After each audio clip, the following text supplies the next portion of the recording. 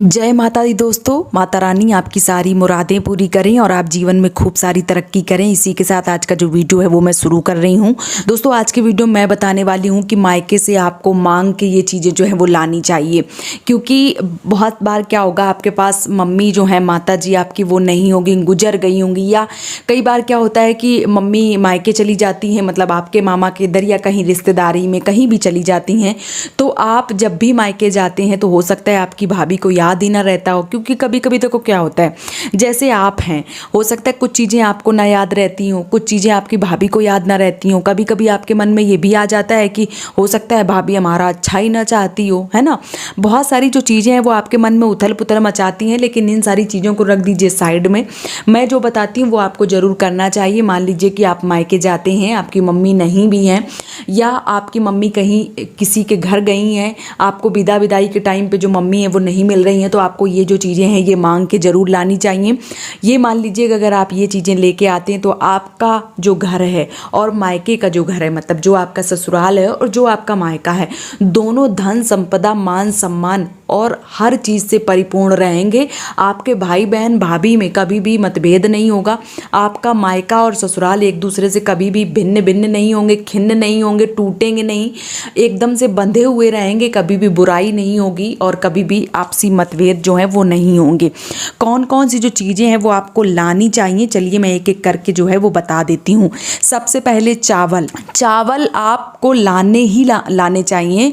भले ही आप मान लीजिए आपके मायके में जैसे बाजार से कोई सामग्री आती है, चावल इत्यादि, तो आप भले ही आप उनसे थोड़े ले लीजिए। कितने, मैं एक चुटकी बता दूं, अगर 10-20 दाने जो हैं वो आप लेके अपने साड़ी का जो पल्लू है उसके किनारे में आप टक इन कर लीजिए, मतलब बांध लीजिए। थोड़े से दाने आप अपनी पर्स में डाल लीजिए।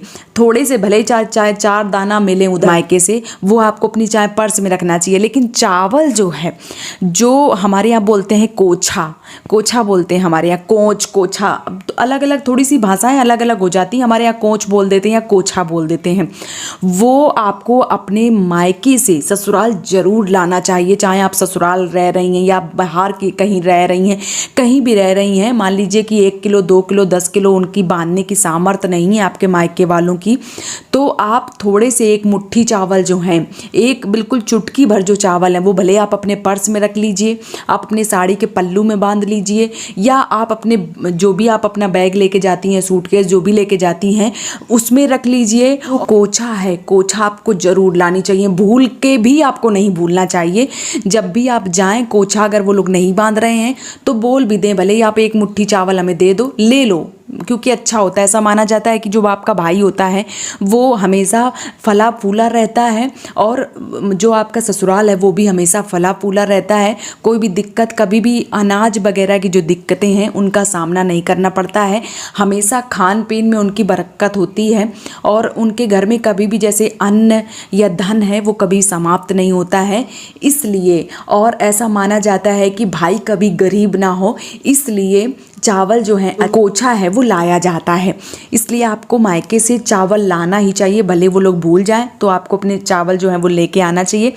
बुरा, मतलब ऐसा माना जाता है कि अच्छा अगर चाहती हैं तो मायके से चावल जो है वो ससुराल के लिए ज़रूर लेके आएँ, और अगर बुरा चाहती हैं तो ना लाएं, है ना। तो अगर आप अपने भाई का भी अच्छा चाहती हैं, अपने ससुराल वालों का भी अच्छा चाहती हैं, तो आपको जो चावल है कोछे वाले वो आपको अपने घर में ज़रूर लाने चाहिए। भले आप 4 दाने लेके आएँ, लेकिन कोछा जो है वो ज़रूर लाना चाहिए।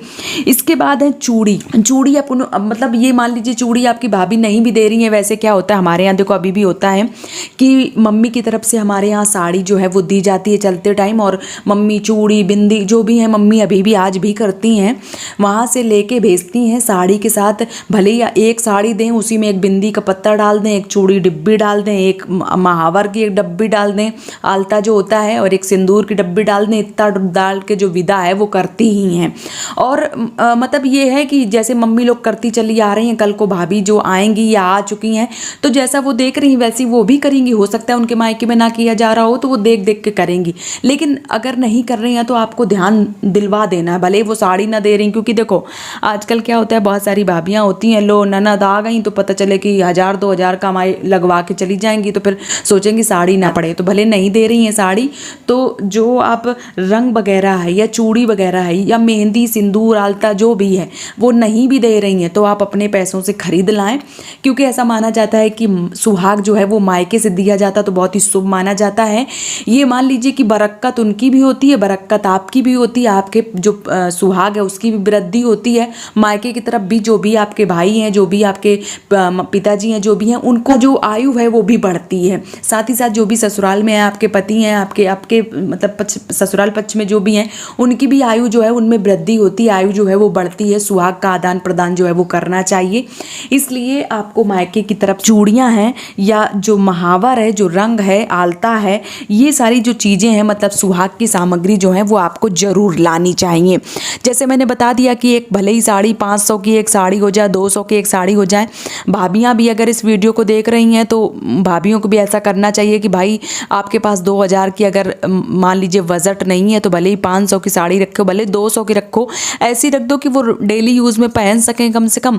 उसके अंदर एक लिफाफा रख दो, जो भी 10-20 रुपए आप रखना चाहती हो, 100-50 जितनी भी आपके सामर्थ्य में है, एक डिब्बी चूड़ी की रख दो, एक जो रंग की है पुड़िया वो रख दो, सिंदूर रख दो और एक बिंदी का पत्ता रख दो अगर आपके सामर्थ्य में नहीं है तो ठीक है। जो भी बहनें इस वीडियो को सुन रही हैं वो अपने पैसों से इन सारी चीज़ों को जरूर खरीद के लाएं। सुहाग मायके से लाना बहुत ही ज़्यादा शुभ माना जाता है, तो आप इतना आपके सामर्थ्य में है तो आप जरूर खरीदिए। इसके बाद है मीठा। जब भी मायके से लौट के आए, वैसे तो अभी क्या है कि मम्मी होती हैं जो तो पेड़ा बना दिया, बिटिया जा रही है तो चलो ये बना दिया, वो बना दिया, बहुत सारी सामग्री जो है वो बना के माताएं देती हैं।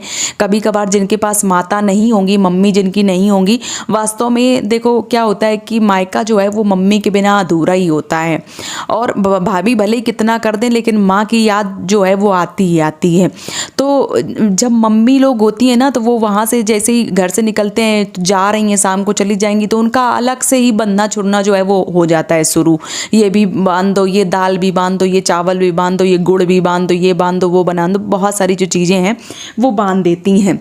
लेकिन अगर मान लीजिए कि नहीं है आपके घर में, मम्मी नहीं है, भाभी हैं, तो भले ही जो भाभी हैं वो भले एक मिठाई का आधा किलो का, 250 ग्राम का, 100 ग्राम का एक डिब्बा बाजार से खरीदे नहीं वो बना पा रही हैं, तो जो मिठाई है वो ज़रूर दें। रिश्ते में मधुरता घोलने के लिए नंद और भाभी की जो लड़ाई है वो कभी ना होवे, हमेशा मिठास बनी रहे। इसलिए हमेशा जब भी मायके से जाएं ससुराल के लिए तो एक मिठाई का डब्बा ज़रूर लेके जाएं। नहीं दे रही हैं भाभी तो आप अपने पैसों से भाई को पैसे थमा दे के लो, भैया लेके हमें दे दो, हम अपने ससुराल जा रहे हैं, तो एक डब्बा मिठाई जो है वो ज़रूर लेके जाएँ। ऐसा माना जाता है कि मिठाई अगर मायके से ससुराल पक्ष आती है तो आपसी जो रिश्ते हैं वो हमेशा मधुर रहते हैं, कभी भी आपसी लड़ाई और झगड़ा और बुराई जो है वो नहीं होती है। इसलिए आपको मिठाई का जो डब्बा है वो लेके आना ही चाहिए। इसके बाद है डलिया। बहुत सारे लोग जानते होंगे, बहुत सारे लोग नहीं जानते होंगे, तो चलिए मैं उनको बता देती हूँ। डलिया हमारे यहाँ क्या होता है, जब भी लड़की जाती है, ऐसा माना जाता है सुहागन लड़की जब भी ससुराल जाती है तो बहुत ही शुभ माना जाता है, बहुत ही अच्छा माना जाता है, इस वजह से डलिया जो है वो दी जाती है।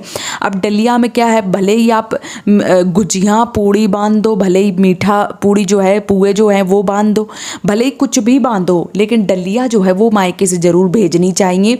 ऐसा माना जाता है कि घर में किसी भी कभी भी किसी भी चीज़ की, अन्न की, धन की, दौलत की, संपदा की, मान की, सम्मान की कभी भी कोई भी कमी नहीं होती है अगर लड़की मायके से डलिया लाती है। बहुत सारी माताएं होंगी जिनकी डलिया अभी भी आज भी आती होगी, बहुत सारी माताएं होंगी जिनकी डलिया जो है वो नहीं आती होगी।